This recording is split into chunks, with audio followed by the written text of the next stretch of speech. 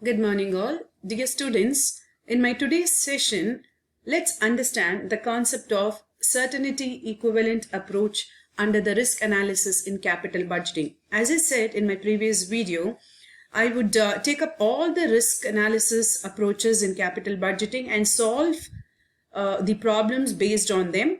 So keeping that in mind, I have taken the certainty coefficient for this day.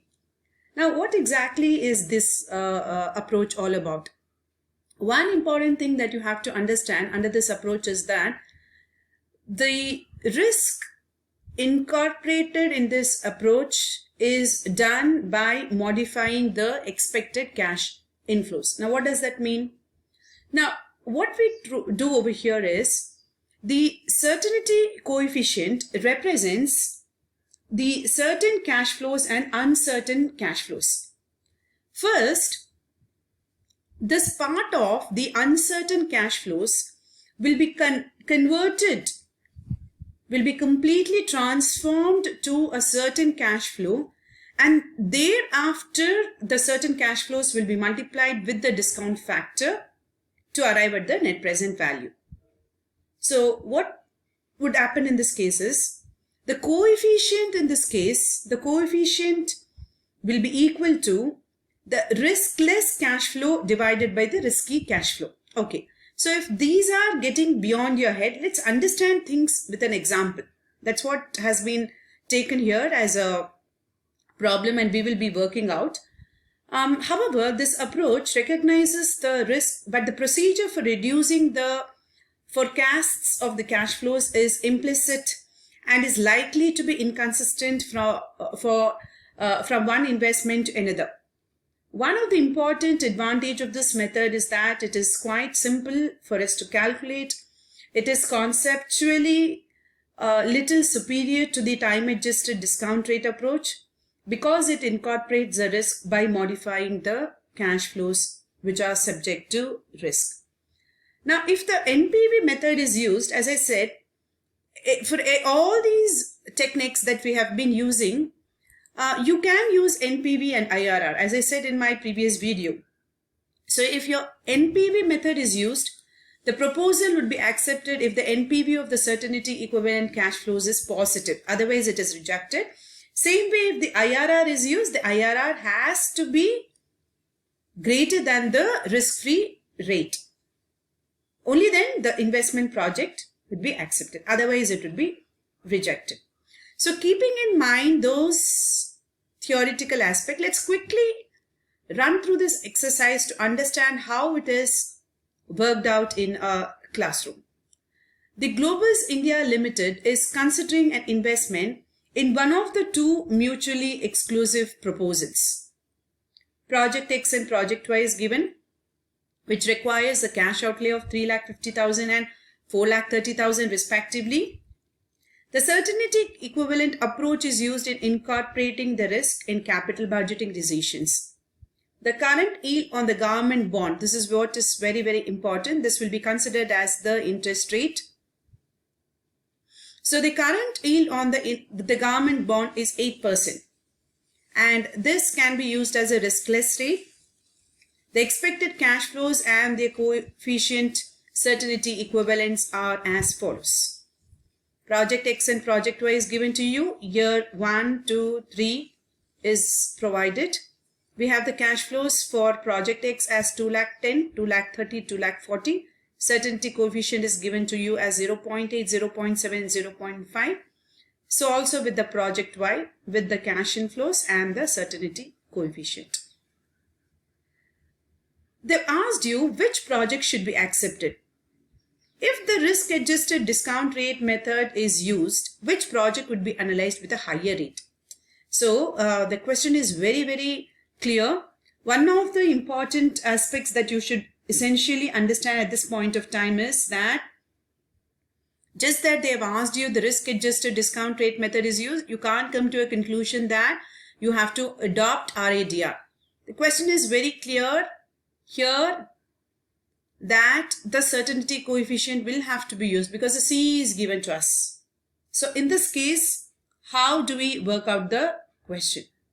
So let's quickly go through the solution. So what we would do is, we'll take up the solution over here. As I said, since all the answers are taking a lot of space, I've brought up the idea of taking it in the Excel sheet. So therefore, let's quickly start with the solution. First, what we can do is we can take up the NPV for project X. Of course, the certainty coefficient is something which we need to work along with that. So let's take the heading as calculation of NPV. NPV will be the ideal method used everywhere for project X. See, look at this. NPV for project X and project Y using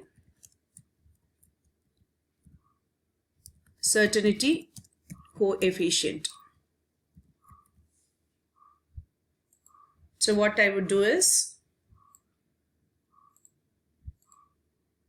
take the year. Second column would be the cash flows. Then we have the certainty coefficient. Here we are going to take the adjusted cash flows. Now, adjusted cash flows, which is in terms of rupees. We have the PVF at the rate of 8%. How did we get this 8%? It's because a government bond is at 8%. So this will be taken as the discount factor in this case.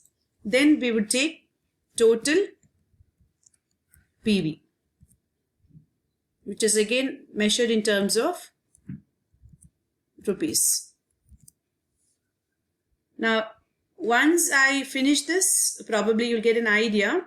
So you can just change whatever you require here. Quickly we'll finish this. Now, here, what are the years given to us? Years given to us is 1, 2, 3. Right? So we're going to take that. Cash flows provided to us is 2,10,000. The same thing I'm going to take over here. Excel makes our life easier. The certainty coefficient is also given to us, which is taken over here. Now, what is your adjusted cash flows? This is what you need to be clear about. The adjusted cash flows will be arrived at by multiplying the cash flows and the certainty equivalent. This will give you the certain cash flows. Now, what is otherwise meant over here is the cash flows which you see here is uncertain. So if I have to know what would be my certain cash flows, I'll multiply that with the certainty equivalent, which is otherwise called as the adjusted cash flows. Now look at this. 2,10,000 multiplied with 0.8. So you can multiply it with your calculators and check simultaneously for the answer. 1,68,000 is what you get over here. So the adjusted cash flows is 161 and 1,20,000. So what we have over here is the adjusted cash flows. This portion I'll just erase it for you so that I show it to all as to how we have arrived at. So this is all we have arrived at. Now PV factor at 8%. So we know how it is arrived at. 1 divided by 1.08 for the first year, you get a value of 0.926. I'm sure I've shown this in one of the videos, and you can consult the PV factor table also. That's usually given to you in the either a table or maybe at the back end of the textbook. So PVF at the rate of 0.08 or 8% is 0.926. I'll take the values over here. It's reducing it, so maybe I can. You can take 9.3 also. That shouldn't be a problem. 0.857. then we have 0.794. Multiply this. Now, adjusted cash flows multiplied with PVF will give you the total PV. So this column multiplied with this column will give you the value. I just extend the line, I get the value over here. So what is this? This is nothing but your total PVCIF. Okay, this is your total of your PVCIF. Calculate it again. Since it is in the Excel, I just use a function. So we get a total of 3,88,825. Okay, so from this I deduct, so less initial investment. So initial investment is nothing but your total of your PVCOF, right? So which is given to us in the question. So where do we get this question? I mean, cash outlays are given to you as 3,50,000. So that is what is this? 3,50,000. So therefore you get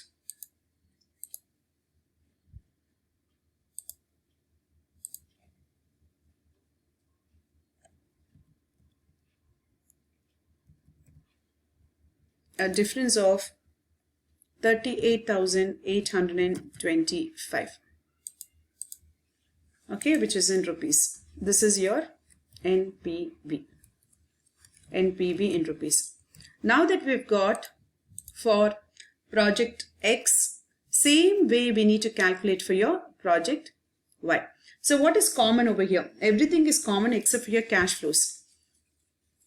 Okay, everything is common except for your cash flow. So I'll just take all the things in the same way. Just copy this. I take it over here so that we can save a lot of time. And the year is given to you. Only the cash flows will vary. So for project Y, what is the cash flows? These are the cash flows. Quickly I'll do this. Yeah, certainty coefficient is different. So let's take the certainty equivalents which are given to you. So adjusted cash flow is what? It is equal to cash flows multiplied with that of this. So 2,60,000, it goes on. So we'll change the font later. PV is also given to you. I'll just copy the same values and paste it. And how do you get the total PV? This is equal to this multiplied with this, right? So adjusted cash flows multiplied with the PV at 8% will give you total PV for each of the years. So same way, take the TPVCIF expressed in terms of rupees. The total of this is, take the function, you get 4,48,296. Deduct the initial investment.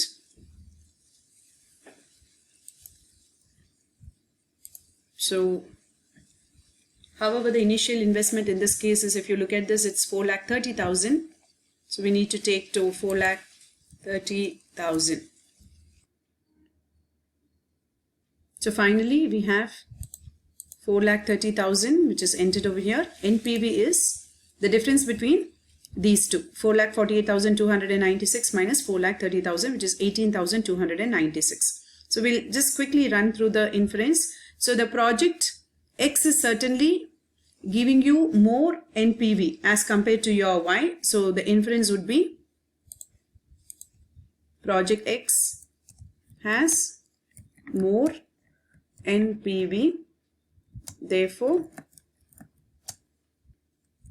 project X is recommended.